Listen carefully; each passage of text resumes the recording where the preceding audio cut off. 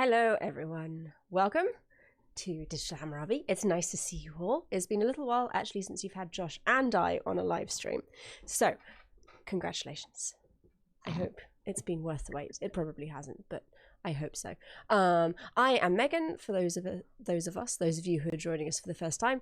The gentleman in the bottom right of the screen with the delightful rainbow gate thing behind him is my husband, Dr. Josh, and the floating jellyfish is our special guest for today, our friend Brak, who you may or may not know composed and played our amazing theme music. We had Brak on before Christmas, quite a while before Christmas actually, to do a Q&A, and it was very, very popular, so popular in fact that we didn't manage to get through all of the questions. So he's very graciously agreed to come back and answer more of your questions. So, hello Brak, thank you so much for joining us again. It's lovely to see you. Indeed, it's good to be back. Good to be back. And for those watching, as we're talking, if you have questions for Brak, please put them in the side chat. If you tag me at Digital Hammurabi, then I will be able to see them. They're even clearer if you super chat them. They are much clearer. And if you ask, then Josh would probably say them in his wonderful Kent Hovind impression. Unfortunately, I don't do impressions of anyone except myself. I'll do whatever I feel like I want to do. God. Oh, he can do, yep, Napoleon Dynamite as well. And that was Forrest Gump. Oh, well. Forrest Gump pretending to be Napoleon Dynamite. Oh dear. So yes, that kind Another of sets man the born tone. Without a brainstem. Sets the tone for the rest of the evening. I'm just going to dive right in, Brak. If that actually no, why don't you tell us about your channel first? Because that way people can go and find you. I'm going to put a link to Brak's channel in the description box, so you can all go and see his awesome videos. But Brak, what is your channel and what do you do?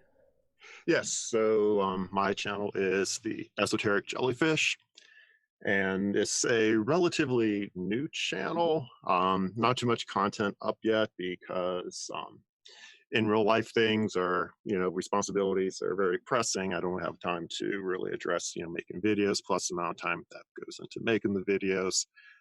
Because in the videos that I make, I like to be very, very thorough. So, I do a lot of research and look into things, quite a bit and get, primary source documents and scan them and put them into the videos and everything and such. So it is. I'm trying to think of a greater understatement than what you just made there. He likes to be precise, yes, and get sources. Brak is incredibly precise, and will search the archives of what was that? There was one Talmudic text I think you were looking for at one point. Oh yeah, it had to do contact an auction house that happened to sell one of the remaining manuscripts, and fortunately they had photographs of the actual page that I needed. So that worked out very splendidly. So yes. Many a man would have given up, I think, before the auction house phase. But yes, but the OCD kind of demands it, which is, like in the Monk show, it's a blessing and it's a curse. And a curse. Yeah. But when it comes to research like that, it is, the former rather than the latter. Well, yeah, definitely.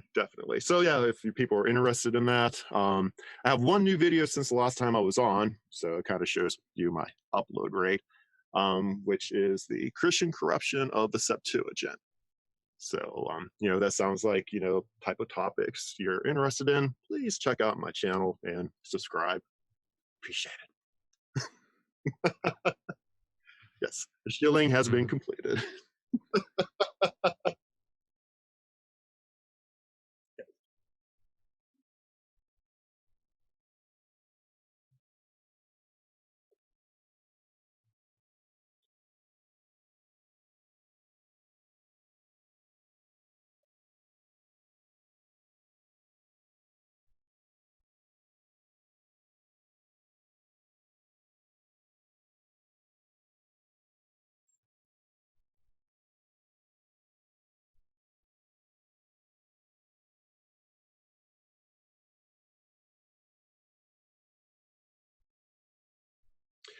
Yeah, so In regards to Sorry, the idea, no, someone kindly reminded me I muted myself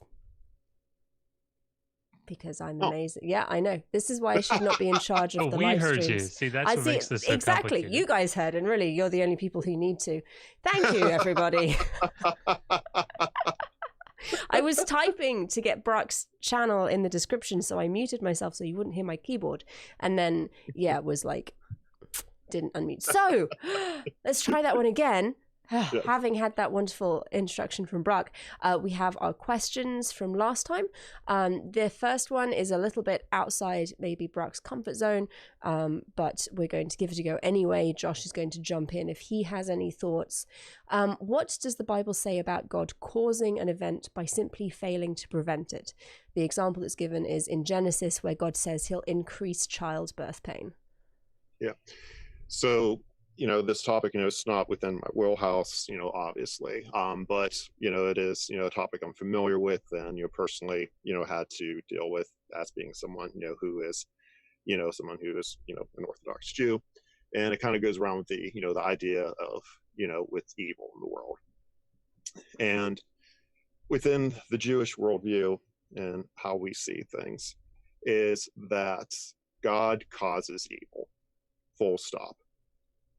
So the idea that some people try to promote that, God just allows it, and somehow that expunges him or cleanses him from any type of responsibility, isn't a position that we hold.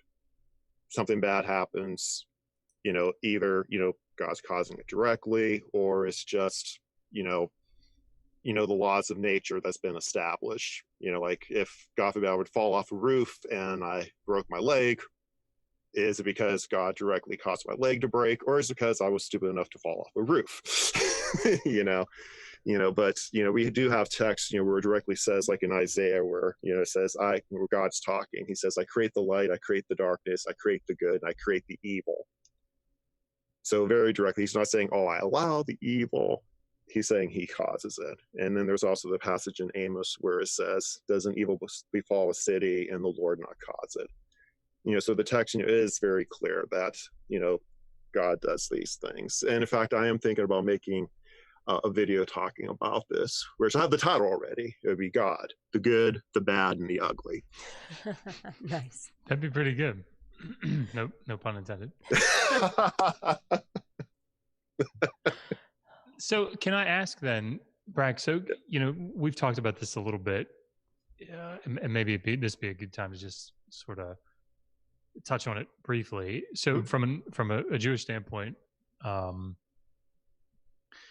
when people consider things like, 1 Samuel 15 with the Amalekites, or with things like slavery, or any of these issues, particularly in the Hebrew Bible, where God is commanding or endorsing things that we would, look at and consider to be immoral, and say, how can a good and loving God endorse or command something like this?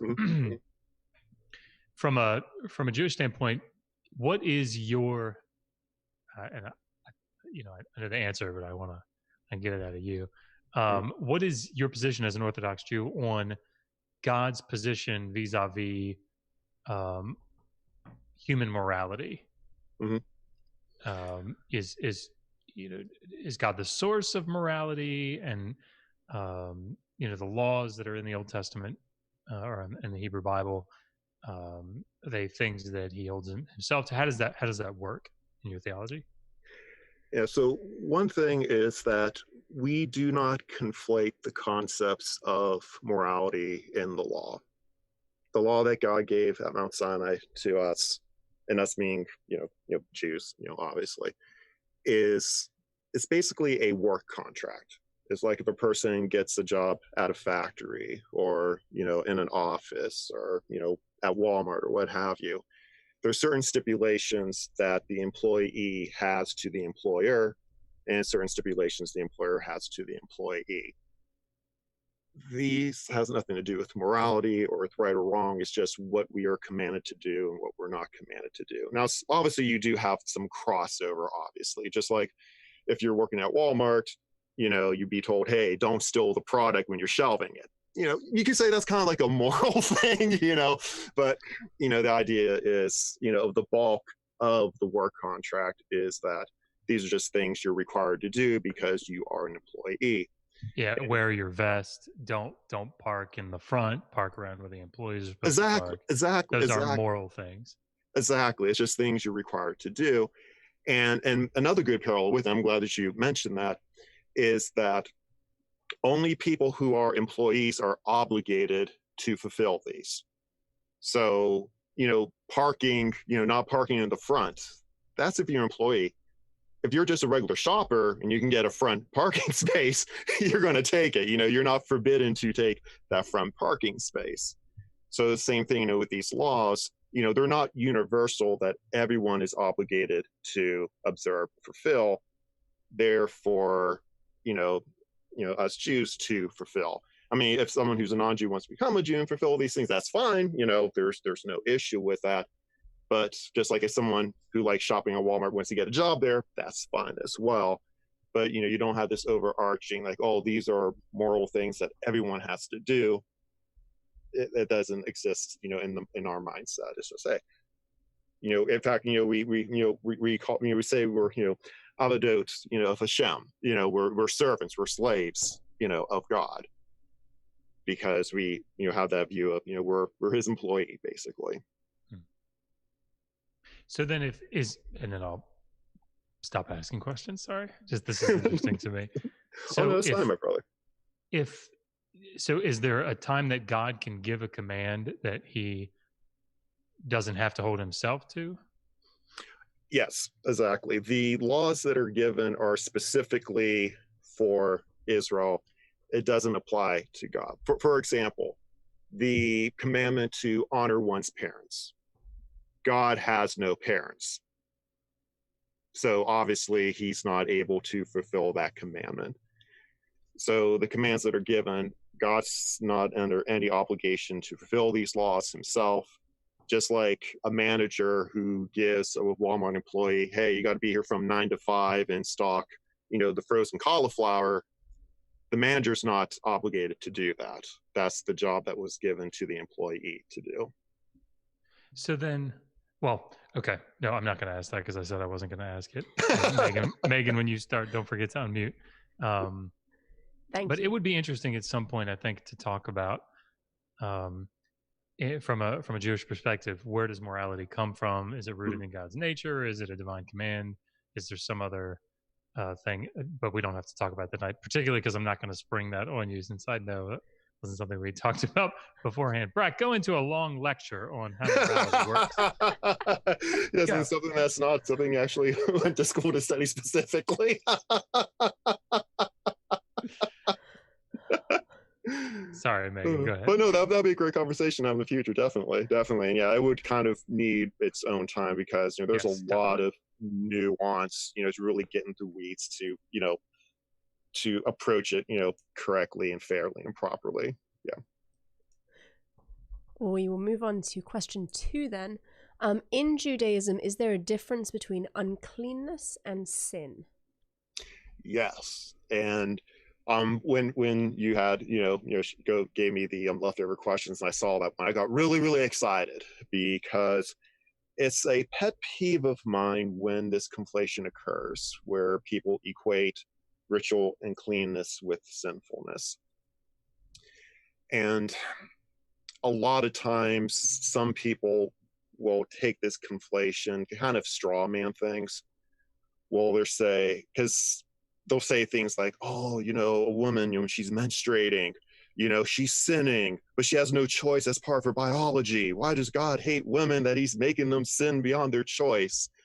Or, with childbearing, which causes ritual impurity, they'll make the same kind of argument. Oh, God's misogynistic because the only way the human race can be perpetuated is by childbearing, but yet the woman's getting punished for it. So you kind of hear that, within, certain circles and such. Mm-hmm. So the idea of ritual impurity, if you do a survey of the passages that deals with the laws of ritual impurity, you're going to notice a very apparent trend. And that trend is the majority of them is in regards to contact with the divine realm. So things like death. Contact with the dead is the highest form of ritual impurity that a person can obtain. The reason that it causes ritual impurity is because at the, when someone is dying, they're having, a contact, with the divine realm in a sense. Same thing with birth. There's, contact with the divine realm. So, and in fact, talking about impurity from a dead body, the only ritual that can cleanse ritual impurity from a dead body is the red heifer ritual, which is in the book of Numbers. And when you look through the description of the ritual, the people who are commanded to perform the ritual, the ones, who, are burning the ashes, carrying the ashes, the people who are involved in creating the red heifer ash that is used for cleansing, for reattaining ritual purity, they become ritually impure in the process. Where it says that, the priest, that's, handling the ashes is ritually impure, and they must, immerse themselves in water and be unclean until the evening. So here they are, they're doing this very holy act of creating something that causes ritual purity, and in the process they become impure themselves. And this is kind of almost counterintuitive here, but in the Talmud, when the sages are talking about which books are sacred and which books are not. So, the vernacular we use now is what's canonical and what's non-canonical. The phrase that's used for books that are canonical, books that are holy and sacred, are books that defile the hands. So, so touching a Torah scroll, which is arguably one of the holiest objects that we have in Judaism today, causes ritual impurity. So, yeah, so this idea, of sin and ritual impurity, there's no, connection between those two in terms of, what they are. Now, the reason why there's confusion with this, and if I'm talking too much or going too deep in the weeds. No. Detail is good. This is interesting. Mm-hmm. One of the reasons there's a conflation with this is, okay, let me kind of like step back a little bit, kind of, give another example that are kind of like, show what I'm trying to explain here. Frequently in the Bible, the act of idolatry, that's, worshiping other gods, is called adultery. Now, idolatry and adultery, besides sounding kind of similar in English, have nothing to do with each other. Someone who's committing idolatry is not committing adultery, and someone committing adultery is not committing idolatry. But yet, very frequently, especially in the prophets, they're being equated where the act of idolatry is actually being called adultery. And the reason for that is because you do have one similarity between the two actions, because both actions involved unfaithfulness, whether that's unfaithfulness to your spouse or unfaithfulness to your God. It shares that kind of, nuance to it. And that's why it's used in the writings in that way. So you do have some passages where when it's talking about sin, it's using the concept or idea of uncleanness, of ritual impurity. Those, just like adultery and idolatry, are not the same. Ritual impurity and sinfulness are not the same either. It's just that word's being used to kind of, bring about the idea that's trying to be conveyed. That's interesting. Thank you. Are you muted? No. Okay, just want to make sure. I hope I'm not muted. No. So, like, because of Zoom, we can hear you. Brak and I can hear you. Oh, okay. No, I appreciate the question. I am not muted. No. So, just a reminder for those who are listening: if you have questions for Brak about the Hebrew Bible, about Judaism, please put them in the chat. We would love to have them. If he can answer them, he will. We have a couple more here before we run out of questions from last time. So the Bible says that you have to sacrifice animals to get forgiveness of sins. Jews obviously don't do that anymore and don't believe that the sacrifice of Jesus forgave them. So aren't all of your sins just stacking up right now? So basically, how do Jews get atonement for their sins without animal sacrifice? Yeah, Brak's like, damn it. Okay, guys, I gotta go, man. It's going to be a long night. Have to find a sheep. So yeah, very, very good question. I am not joking when I can say several times I've been approached by people who actually think that us Jews still sacrifice animals, where they think, we have some altar in our backyard or something like that, and we just harvesting poor little sheep and what have you. And it's like, no, we don't do that anymore. So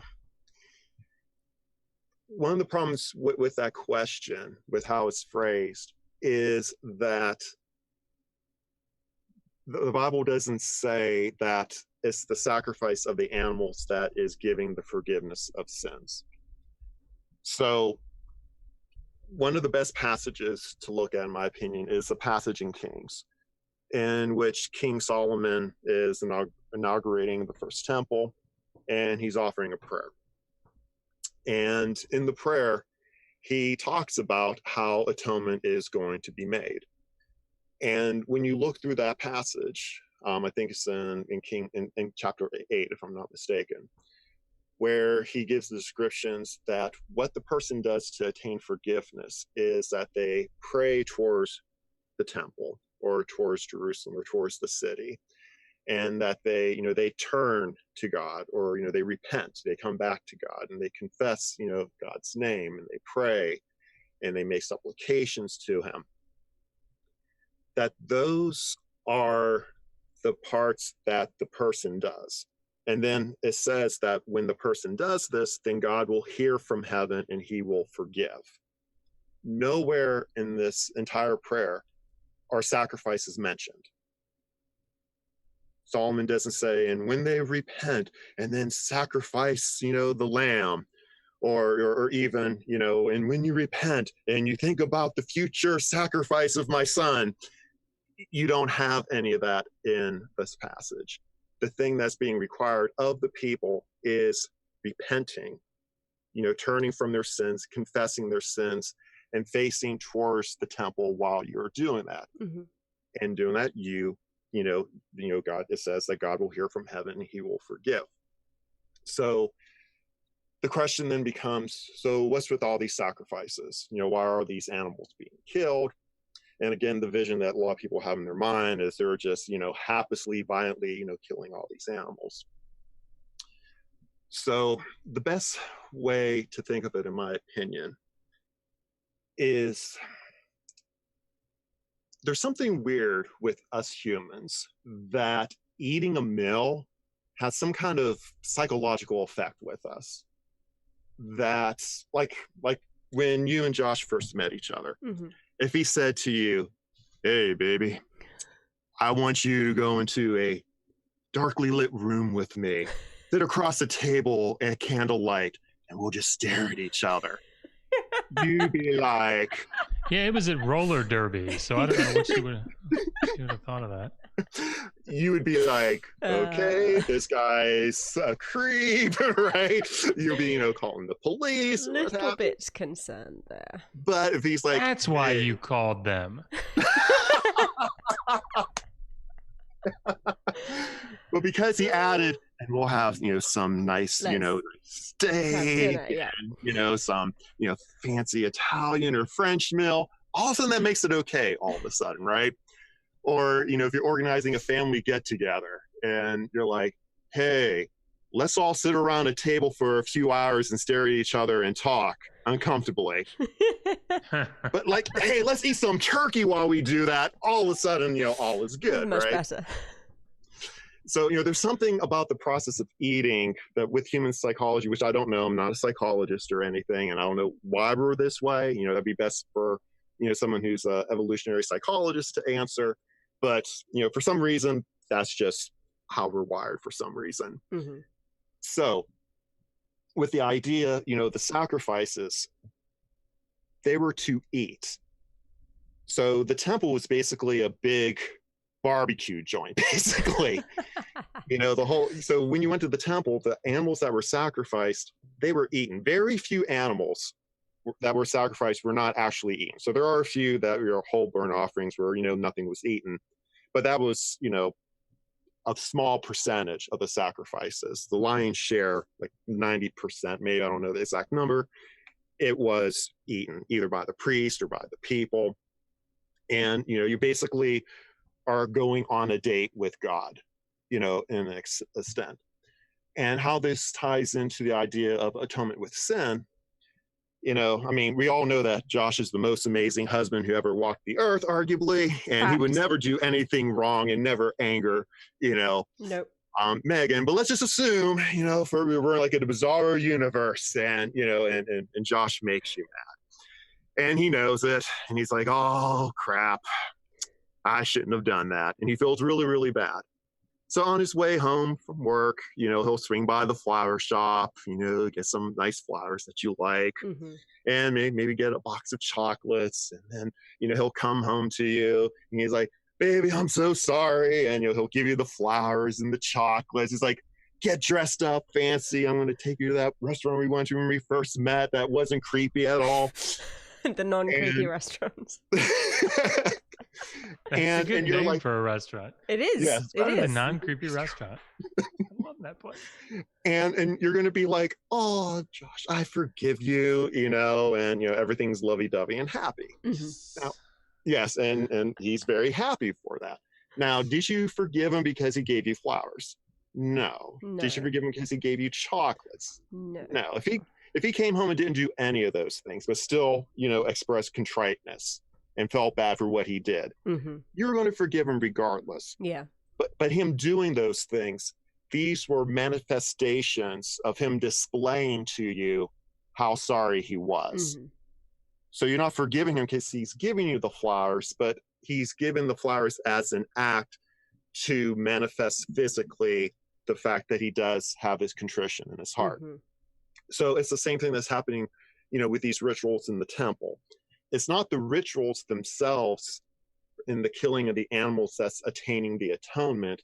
These were just the things that we're doing to physically manifest it. So, God sees it, just like, you seeing Josh's, contriment because of him, giving you flowers and chocolates and taking you to that creepy restaurant. It's the non-creepy restaurant, though, Brak. Yeah, the non-creepy restaurant. This is an important point. It's a non-creepy restaurant. Yes, the non-creepy restaurant. And in fact, when we look liturgically, the prayer that's offered on the Day of Atonement, right? So that's the big day of sins being forgiven. There's a prayer that's recited by the priest. And the very tail end of that prayer, he quotes a passage from the Torah where he says, for on this Day of Atonement will be made for you to cleanse you for all your sins before the Lord you'll be cleansed. And the emphasis on that passage, that verse, is on the day. So it's not the sacrifices themselves, but it's the day that is providing the atonement, because the day is providing the platform in order to show and express the contriment in everything. That is a fantastic explanation. Thank you. And I have certainly, I wasn't necessarily going to ask if Jewish people sacrificed animals, because that seems like a ridiculous question. I assumed you didn't. We do not. No, but it's interesting to understand the relationship between the sacrifice and between repentance, and how one is not necessary for the other. We have another question from last time, and then we have some questions that people have asked today. I think I saw a super chat. There was a super chat. Should we do the super chat first? Yeah. From Joni Spinoza for $9.99. Yes. Sorry. Just because you said I'd read it in the go for it. voice. Go for it. Yeah. So John E. Espinoza for $9.99. Thank you. Thank you, Johnny. Okay. So I love the Daniel series. Okay. Yeah, so do I. It took a while, but it evolved as it came. Okay. All right. So as EO, okay. What do you think Septuagint editions? The prayer and song of 3 children are chanted every morning. So let me read it in. Yeah, I was just going to ask. I was kind of distracted by the epicness of your. It's quite blinding. I was like, was there a question there? I just heard awesomeness. So Josh's mouth. So as I'm afraid I don't understand it, but so as EO,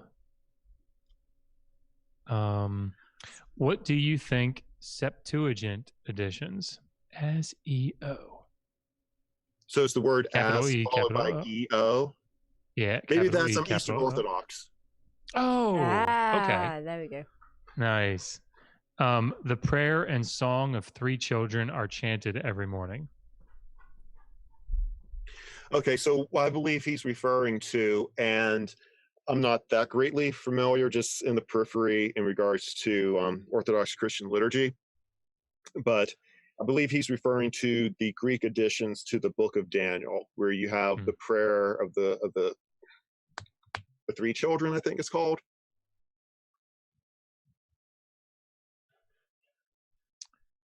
Yeah, I'm not sure. Yeah. So he's asking about it being that is chanted, in the Eastern Orthodox liturgy, which is cool. I didn't know that. And yeah, that is only in existence in the Greek copies that we have of Daniel. So there's, as far as I know, there's no manuscripts of that exists in the Hebrew. So most likely, in my opinion, it would be a later addition to the text. Yeah, I mean, I doubt that that's terribly controversial that it's later. Interestingly, thinking about Daniel, when you were talking about that 1 Kings 8 passage, I haven't looked at the Hebrew and made the comparison between that and Daniel 9. It's the exact same words. Yeah, I know. I think I know where you're going with that. Because see, just listening to what Solomon says, and I pulled up the English of 1 Kings 8 while you were talking. Just it's very interesting because there's a lot of intratextuality going on. I think particularly in Daniel 9, because I think there are certain passages that he has in mind, even though it's not explicitly stated. So Leviticus 26, almost certainly, he's thinking about with the blessings and the curses and the, if for all these things you do not, turn away from your sin, I will punish you 7 times more for your sins. Obviously, Jeremiah, 25 and 29, I think is where it talks about the 70 weeks. But then almost like if you think about, there's a trope sort of that runs through several passages about this idea of looking toward the temple, obviously repenting, but repenting for the sins that you've committed, often for the sins, particularly in light of like Leviticus 26, Deuteronomy 28, the sins of the people. And so when you read through that long prayer, which is probably a later insertion, but that long prayer where Daniel reads the books and goes, "Oh my God," and then makes this supplication on behalf of himself and his people, and says, "We've sinned, and you've been just, and now we repent, and please, remember your promises." It's very interesting to consider that in light of something like even 1 Kings 8. Oh yeah, there definitely is a tie-in. If you because I just pulled it up on my computer here really quick. Do you know how to read Hebrew?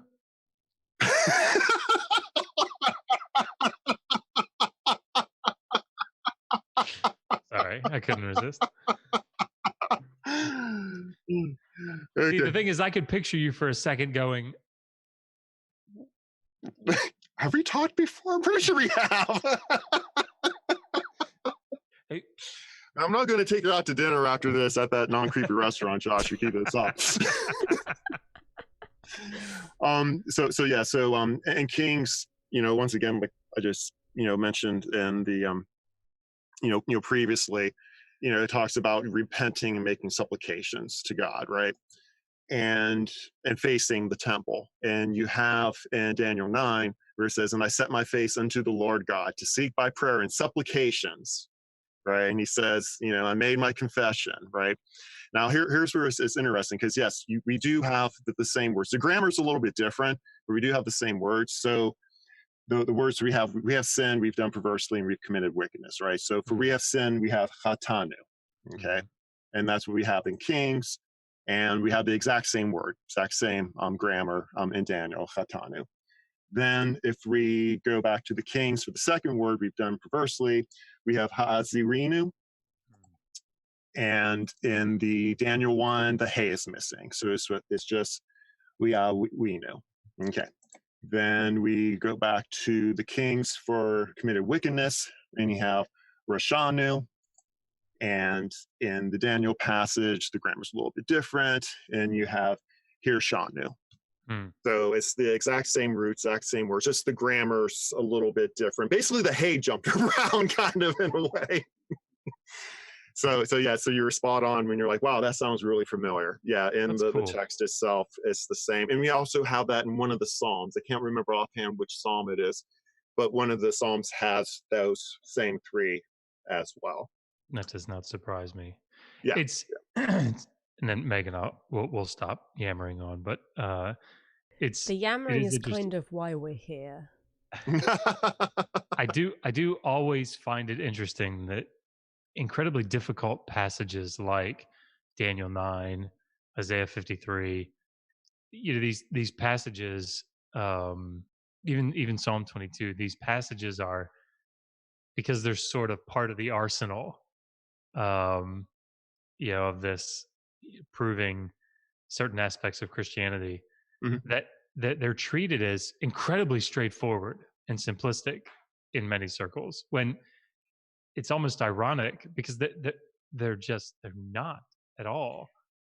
Yeah, there's a lot of nuance. I really love what you've said many times on the streams with Skylar, where you said, if you think it's simple, you're not understanding it. Yeah, you probably don't understand it.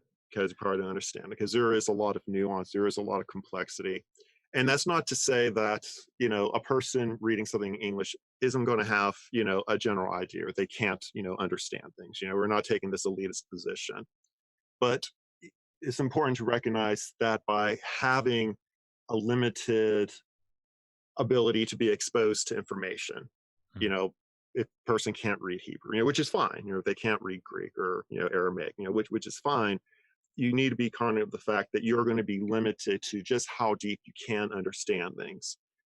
Because if you're going to deal with the text at a really, really high level, you need to deal with it in the language it was written in. You need to read it within the worldview and the context that the author and his intended audience is going to be understanding it as. I mean, there's all these different layers that need to be interjected into to have a better way of understanding what's being said. That's kind of. It's interesting that it seems that so often,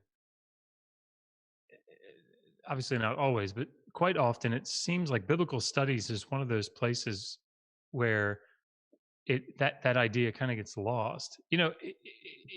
Nobody says, all right, I'm going to go launch a rocket into space, right? Without going and getting some, high level engineering degree or something. Nobody says, I thoroughly understand Big Bang cosmology or something, or the intricacies of, I don't know, molecular biology or something, without. And he's like, oh, well, so you did molecular biology? No. But, I Googled it. So, I mean, people recognize that if you're going to talk about the more complex issues of any particular field, you're going to do one of two things. Well, I guess one of three. You're either going to talk about it and have no idea what you're talking about, but speak with authority and look a little foolish. You're going to say, I don't know, but here is what the experts say about it in that field. Or you're going to go learn it yourself. And I just think that there's no shame in options 2 or 3. Obviously, No, there's no shame in those are option the two. only legitimate ones, in my opinion. The first one, Yeah. is one of my biggest pet peeves of dealing with people who, go for the option one.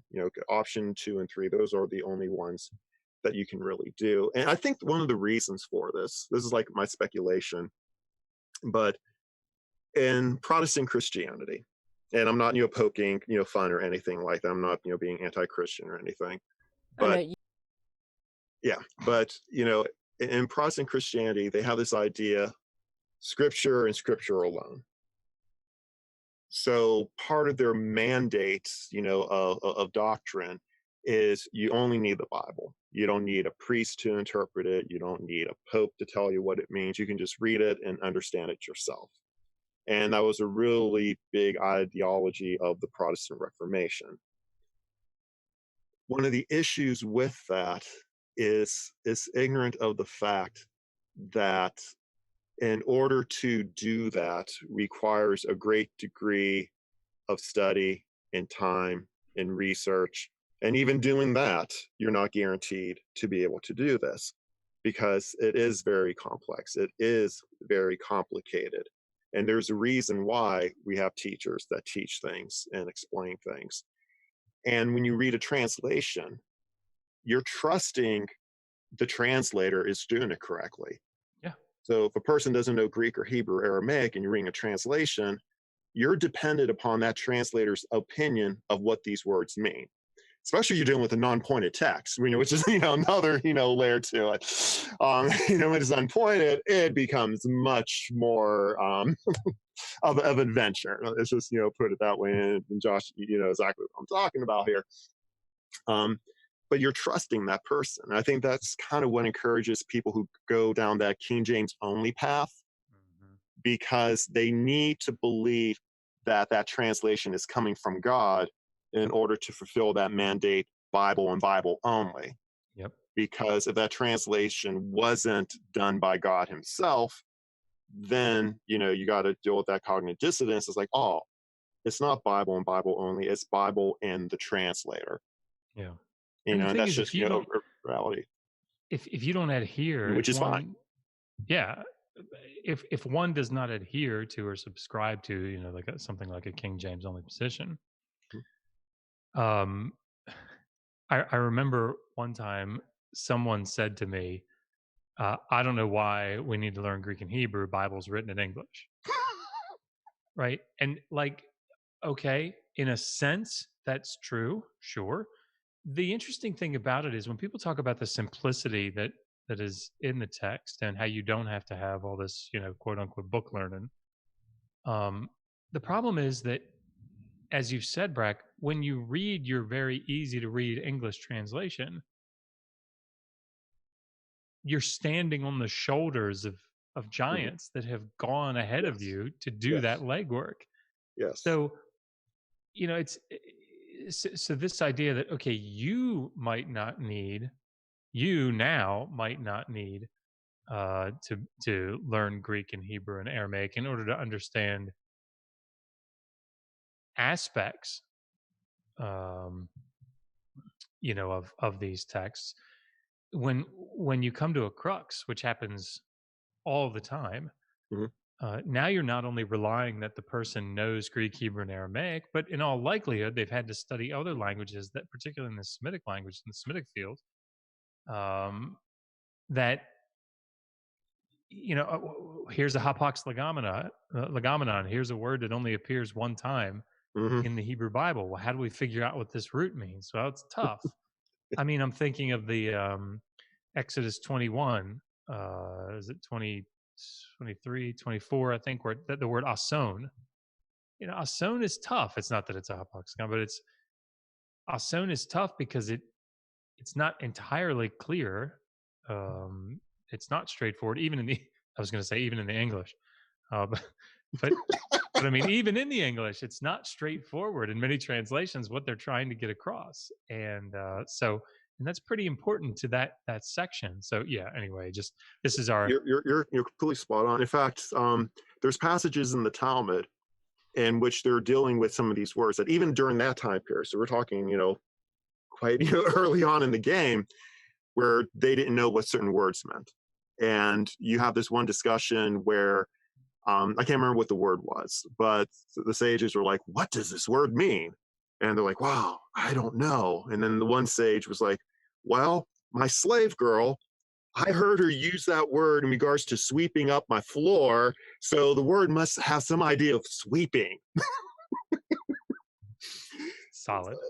And that's, as Bar Aaron would say, and so it is. And it's just the reality of the language. And in fact, another thing that's important with this whole, language topic is with the Hebrew language, it's really weird in compared to English, where you can have a word that can have like different flavors or shades of meaning, or you can have a word that has a very laser precise meaning to it.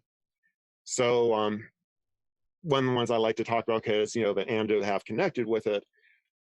One day, a few years back, I was at Walmart shopping for Pesach, which is, your Passover, piece of unleavened bread. You can't have any leavening.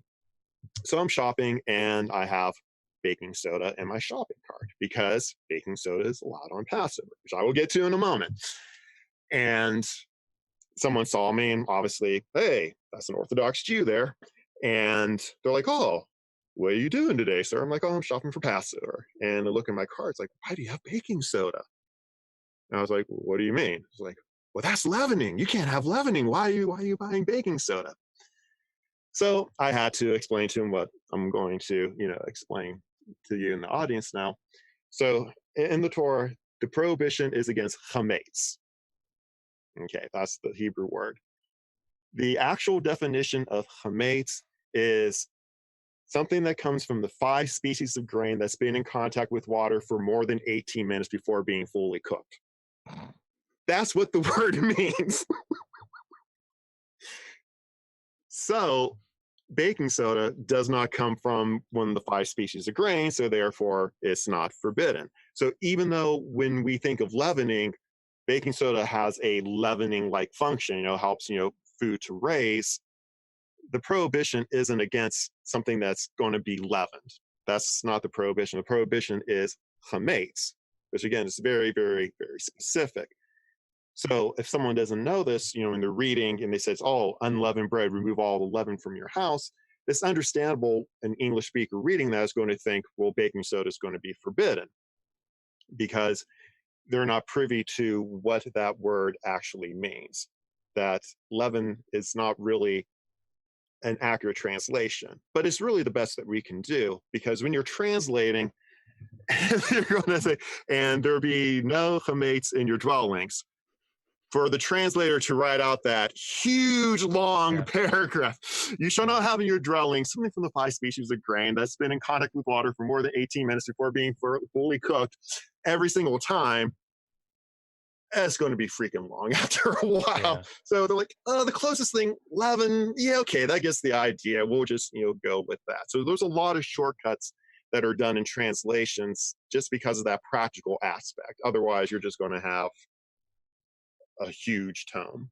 And another place that this happens, and then Megan, sorry, but I think about, and in fact, I was just, we finished up the slavery book today, so it should be coming out. Oh, congratulations, man. Yeah, this week it should go to the printer, right, Megan? Is it? Oh, yeah. Nice. Yep, that's the plan. I read the whole thing through today. I don't like reading my own work, but had to read it one more time. But I answer one of the questions about the word olam in Leviticus 25, where you'll be a slave, la'olam. And so, olam is translated forever, or eternally, or something. And so, well, wait a minute, only God can live forever. Mm-hmm. So clearly, it doesn't mean that. It must mean we have to understand this based on this philosophical sense of forever. And of course, that's not how you come at this text, right? That's not how this works. And an example that I gave is Genesis 1:1.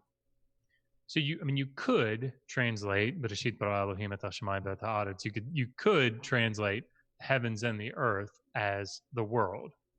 right? And that would be fine. But in modern understanding of the word world, one could say the universe, right? And I guess in a very restricted sense, universe could work. I wouldn't use it, but I guess you could. Yeah. The problem is that when people think of the world or the universe, they start thinking scientifically like we do today, and they think time, space, matter. Yep. The problem is then people read that back into Genesis 1. Yep. Right. So, and I can't tell you how many times I've heard in the past 2 years, in the beginning, time, God created the heavens, space, and the earth, matter. There you go. It's like, okay, well, there you go. I mean, I'm not going with you. But yeah, that reading back into something based on a translation, it doesn't really work. Sorry, Megan. Exactly. No. The point you raised is very, very important, very essential to a lot of this, because it goes to, you have to read a text according to the worldview of the author and their intended audience. Yep, exactly. Which is very important, and it's important to understand why are they writing it, what's the point they're trying to get across. Like you give the perfect example, even like kind of do a dramatic reenactment of it with David, in the Psalms, about his tears, and it's like, no, yeah, exactly. Exactly, that's not what's going on. So it's very important that when you're dealing with literature, especially ancient literature, that you're very cognizant of what the genre is, what's the purpose, what are they trying to do, because otherwise you're going to get a lot of weird and crazy ideas. If I was like saying, hey, my sister made me nuts, right, for you to think that she was like a witch and cast a spell on me that turned me into a bag of pistachios, as yummy and delicious that would be crazy thinking, right? I'm just expressing that she's being annoying to me, right? Sorry, sis, love you, you're not really annoying. But, well, maybe she is. But anyways, all siblings are annoying at some point. Yeah. But we always love each other. But anyways, but yeah, so you have to understand this when you're dealing with the text. What are they trying to bring across? Why are they saying this? One of my rabbis, said to me that the Bible is very sparse in details. So whenever there is a detail, it's there for a very important reason. And he would use the example of the story of Abram. We know nothing about him outside of he's getting pretty old and he can't knock up his wife. That's basically all we know about him. But yet for some reason, God's talking to him. He's relocating him. He's like, hey, I got a real estate opportunity for you. And it's just like, why? What's going on here? And we don't know. But then we have passages like at the construction of the tabernacle, where it goes to the list of the leaders of the 12 tribes and the offering that they bring. And it's the exact same offering for each of them. And, we would think, okay, just say, okay, each of the 12 men brought individually these items and just give the list. No, the text repeats the exact same paragraph over and over. It's really cool if you're laning the Torah, because, the trope and everything. Right. It's pretty easy. It's like, okay, I just got to change the name of the leader, and it's kind of like wash, rinse, repeat. So very easy for laning. I'm sorry, for chanting the Torah. Very, very easy, right? Easy Shabbos when that occurs. But it's kind of like, why? There's like all this other detail we're not given, but yet we're given this kind of like belabored list, and it's there for a reason. What that reason is, well, that's another question altogether. But it's just being cognizant, of that fact that it's for a reason, and the author is trying to convey some kind of idea, and you can't project your own theories and speculations and beliefs and wants into their minds and into their pen. You kind of have to empty yourself and just like, what are they trying to say? What did they understand? And how do they perceive the words that they're actually saying? Sorry, I really. No, Vocal. thank you for that. We've got quite a few questions, so I'm going to try and zoom through some of them so we get through as many as we can before we have to go. Do you want me to read Johnny's Spinoza's? Yes, next super chat. So Johnny Spinoza for $4.99. Okay. There's Eastern Orthodox theologian who says, don't create dogma from apocalyptic or mythopoetic genres in the Bible. Yep. Okay. He's here to help. Good advice. Thank you, Johnny. So, Indeed. question from Ultra Testosterone. Was the Talmud from the time of Moses or around 150 BC? Given the number of questions, we're probably going to have to do these in order to finish in the next 5 minutes. We're going to have to do these like sort of bulleted. Yeah. Okay. So. Yes. No, I'm just kidding. Okay. So according to tradition, okay, so, so take that in mind. So I have no academic support for the beginning part of what I'm about to say. But according to tradition, God gave the Torah to Moses in two formats, a written format and an oral format. The written format eventually became what we know as the 5 books of Moses. I said eventually became, important qualifier there. And the oral Torah was transmitted verbally from father to son, from rabbi to student throughout the centuries. And tradition has it that Moses gave it to Joshua. Joshua gave it to the 70 elders. The 70 elders gave it to the prophets. Prophets gave it to Ezra and Nehemiah, who gave it to the men of the Great Assembly. And then it starts to break down, which we do, we can approach, academically, historically. It starts to go down the lineage of the different rabbis transmitting this oral information. So fast forward to around the year 200 CE. The Jews are in complete exile at this point. The Jewish revolts, happened. They're exiled out of the land. And they are lacking a sense of cohesion because of not having, the temple unifying them, not having the land unifying them anymore. And some of the nuances and details of the oral law starts to get lost. It starts to get confused where people are not remembering things.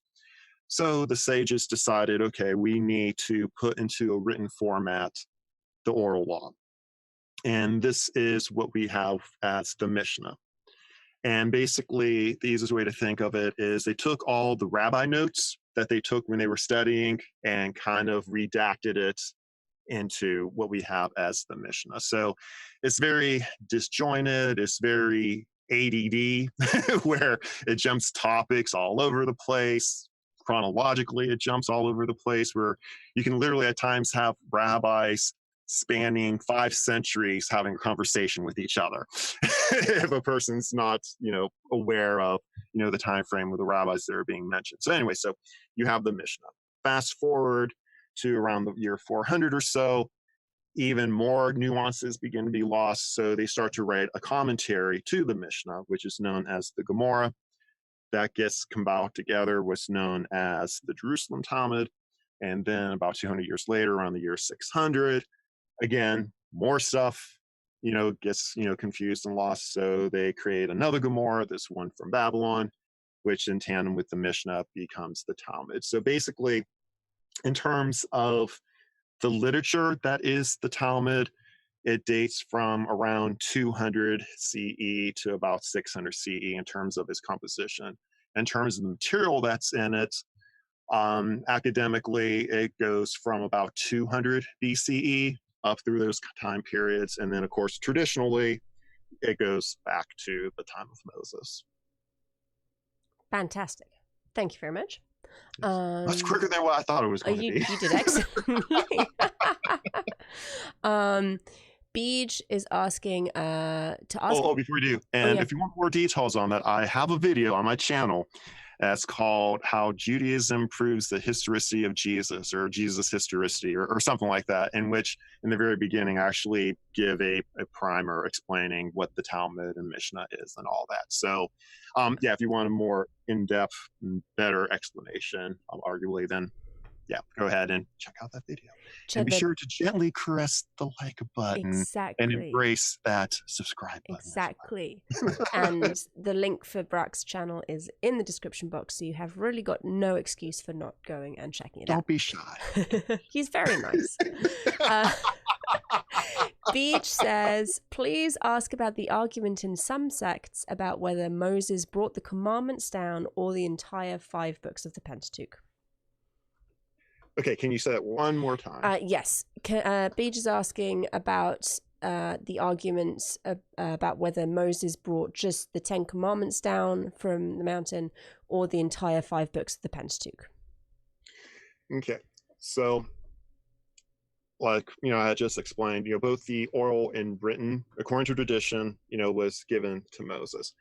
But it wasn't, okay, I guess the best way to explain this with an example. We have in the Torah, in the book of Numbers, that they see some guy picking up sticks on Sabbath. And they're like, hey, what are we supposed to do about this? So Moses goes, to God and says, hey, we have this guy picking sticks on Sabbath. What are we supposed to do? And God says, stone him, right? So, and then right after that, the commandment of wearing tzitzits, the fringes. So if you guys ever seen Orthodox shoes before, you notice we have like these little threads that, dangle from our waist area. And in that text, it says, have fringes in the corner of your garments and have a thread of blue in the fringe. So that was not given technically at Mount Sinai, because this is well after Mount Sinai happened. This is well after the fact. So one thing that's important is that, and sorry, I'm doing like a real crappy job of explaining this. One thing that's important is that, just like the conflation problem with, ritual impurity and with sin, we frequently use the same word to describe different concepts. So like the word Torah, for example. Torah can mean what God actually gave to Moses on Mount Sinai. Okay. Torah can mean all the laws that God eventually gave to Moses. Torah can mean what Ezra the scribe redacted from the sources that he had that gave us what's currently in our, modern 5 books of Moses. Because in Judaism, textual criticism, we've always had that. We've always known that what we have was redacted by Ezra. We've always known that. So, when later, scholars, started to, question, the sources and such, it's kind of like, oh, welcome to the party finally. We've been here for a couple of millennium already. So even ritually, when we take out the Torah scroll, we chant a phrase saying, this is the Torah that God gave to Moses from the mouth of God, from the hand of Moses. As we're reciting that, we know that the words in that scroll are not the identical exact words that God spoke to Moses. We understand that there was this transmission involved. There was a redaction that was involved. So the question that he asked in regards with that is kind of hard to answer because there's all these nuances involved. So it's kind of like no, but not no at the same time. So I don't know if that made sense how I explained it. No, I think that was a good, surprisingly concise, given the complexity of the question, explanation. Thank you. And we have a couple more from Ultra Testosterone and one from Trevor Lunn, which I'm relatively comfortable saying is a joke question. But Trevor? No. We very much enjoy Trevor's sense of humor, so I will save that one for last. So Ultra Testosterone, do you think that Jesus believed he was the Messiah without a concept of the Trinity or virgin birth as his apostles did? And do you think that the concept of the Trinity was added later? Okay, so what was in the mind of a historical Jesus? I don't think any of us can really say. Brak, I am frankly disappointed.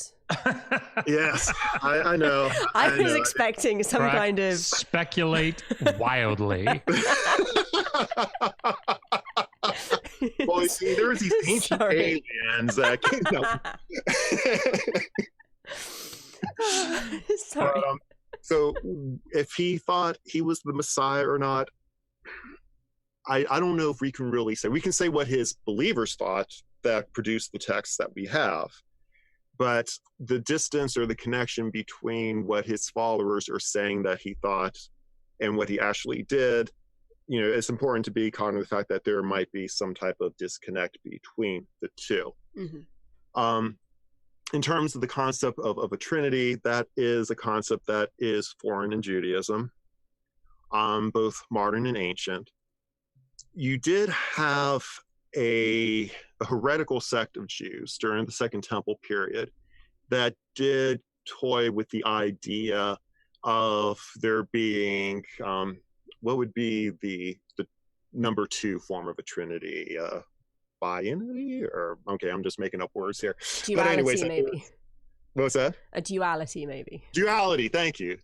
Which is a really good Slipknot song, by the way. Anyways, a duality where you had, these two manifestations of God. And some people like to take that, and because this is another pet peeve of mine, that we see a lot in biblical scholarship, and even outside biblical scholarship, where we'll take the writings of a small group and will project their thoughts and ideas upon the entire community and the entire group that they're a part of. This was really prevalent when the Dead Sea Scroll discoveries were made, where people were like, oh, all the Jews were thinking this type of stuff that's reflected at Qumran.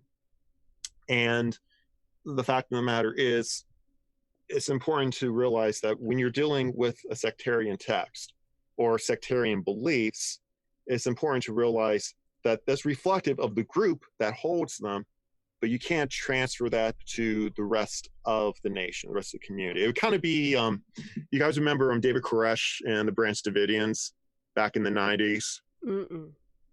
Oh, okay. So there was a religious Megan leader wasn't in born Waco. Yet, so. I was too born. So yeah, in the 90s, I think it was like 92 or 93, and around that time period, early 90s, there was a religious leader by the name of David Koresh, who was the leader of the Branch Davidians, which was an offshoot of the Shepherd's Rod movement, which was an offshoot of the Seventh-day Adventist movement. And where he thought, he was the Messiah, and, he just, had all these really, crazy ideas and such. And there was a showdown with the government, with the ATF, because there was allegations that he had, an arsenal of all these guns, because they're a highly apocalyptic group. Like, kind of like, think of the Dead Sea Scroll community, where they're like ready for a war. So they thought they were actually going to, battle with the U.S. government, because they thought the U.S. government, was the spawn of Satan or what have you and such. And ironically, they did get into a battle with the U.S. government, and the place caught on fire and everything. So those not familiar, just look up Waco, Texas, and everything.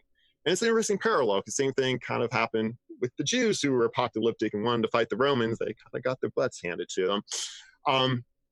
But to take that small group of Christians in Waco, Texas, and say, hey, what they believe is representative of all of Christianity in the 20th century, that would be very unfair. That would be unreasonable. Correct. And what's that, Megan? That would be unreasonable. Exactly. And so I feel a lot of that happens when we're dealing with, ancient texts, ancient Jewish texts, things, sectarian texts from Qumran, or where we have in the Talmud, these, different, the phrases manim, for heretics, or, or sects, or whatever you want to use for the word manim, where they mention their beliefs and what they thought. It's important to not say all the Jews were thinking that. You can't make that general claim. You can make the claim that this certain community thinks that, and they definitely did. And is there potential that they had influence and, upon others? Yeah, obviously, there's potential for influence, but you can't make a static statement. It's like, yes, they all think that. So it's important to keep that nuance in hand. Wonderful, thank you. Let me see. Did the rabbis add a lot of different rules into kosher laws that did not come from the Bible originally? Okay. So what the question comes from the Bible originally. Mm-hmm. So you have to remember that, according to tradition, we have an oral law with the written law. So there's not this, disconnect where it's like, okay, we have what's written and then the rabbis added, this oral stuff. We've always had the oral stuff. And interesting with the kosher laws, actually it mentions the oral law in the passages dealing with the kosher laws. So you have a passage, I can't remember where it's at offhand, where it says that you shall kill the animal in the prescribed manner I have told you. Mm-hmm. You can search the Torah front and back.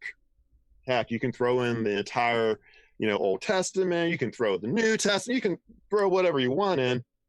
Those things are not told. We do not have that whatsoever.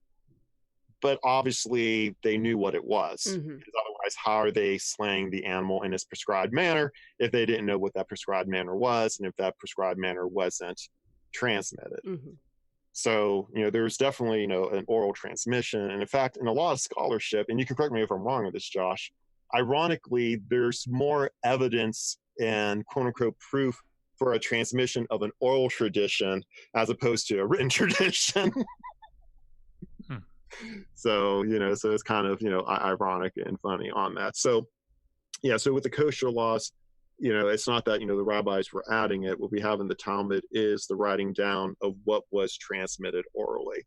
Because when you think on a practical aspect, certain things are just easier to tell verbally as opposed in a written form. Mm-hmm. Like, if I wanted to teach you how to throw a football, if you wanted to teach me how to swim, for you to write that down would be very cumbersome. Then for me to read it and try to interpret it to actually do those actions, that's just going to be super hard, very time consuming, and most likely unsuccessful. Mm-hmm. But if we spend about 5 minutes with each other, or, well, I have negative buoyancy, so it might take a little bit longer to teach me how to swim, but, a few minutes in the pool or a few minutes on the football field, with a football, you can transmit that information. So just out of practicality, certain things, just needed to be transmitted orally, because to try to do it in a written form would just been counterintuitive. Yes, exactly. Okay, thank you. Final question, everybody.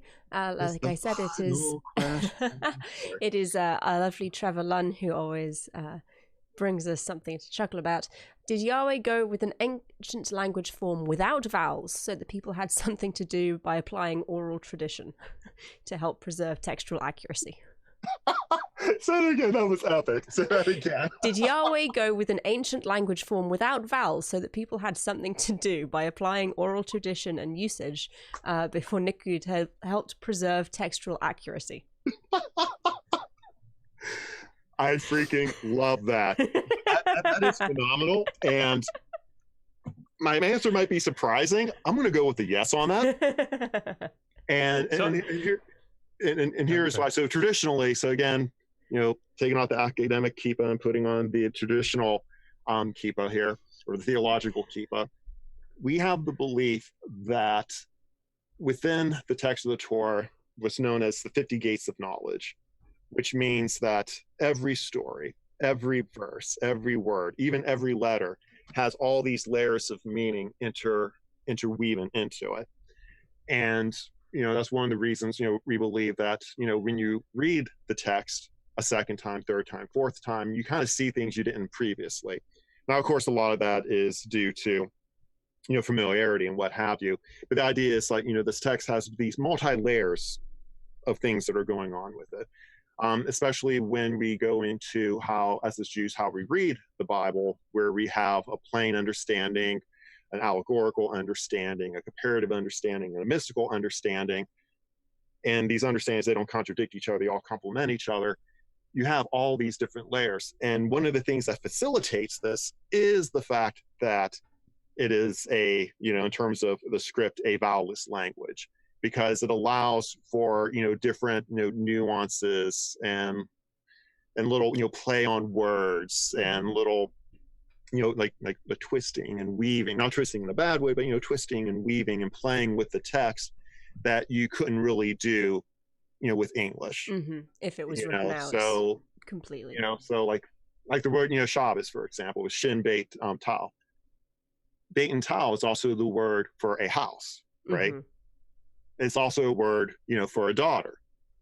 So we have, all these traditions, in regards to, Sabbath observance and the importance of these concepts here. So there's a lot that goes into that the language allows us to do with it. So I'm going to go with a yes.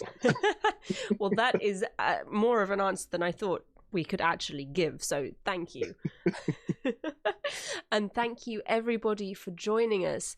I'm afraid we are going to be wrapping up now because apart from anything else, I am an old person and I need to go to bed.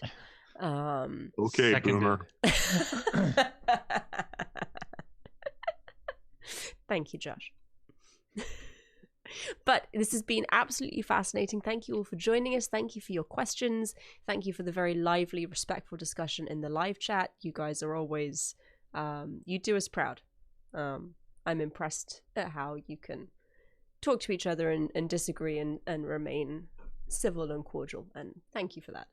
And Brak, thank you as always for joining us. It's always, of course. always a pleasure to talk to you. I'm sorry we tried to organize this about a month and a half ago, and then things kept happening. And someone commented as we started that the Oscars is actually tonight. So yeah, originally we were going to try to do it last Sunday, but then it's like, I found out by accident this music YouTube, because I'm not into sports. Hope none of you guys hate me for this, but I was completely agnostic. It was going to be the Super Bowl, and then a music YouTube channel that I followed mentioned that Shakira and J-Lo were going to be performing at the Super Bowl this coming Sunday.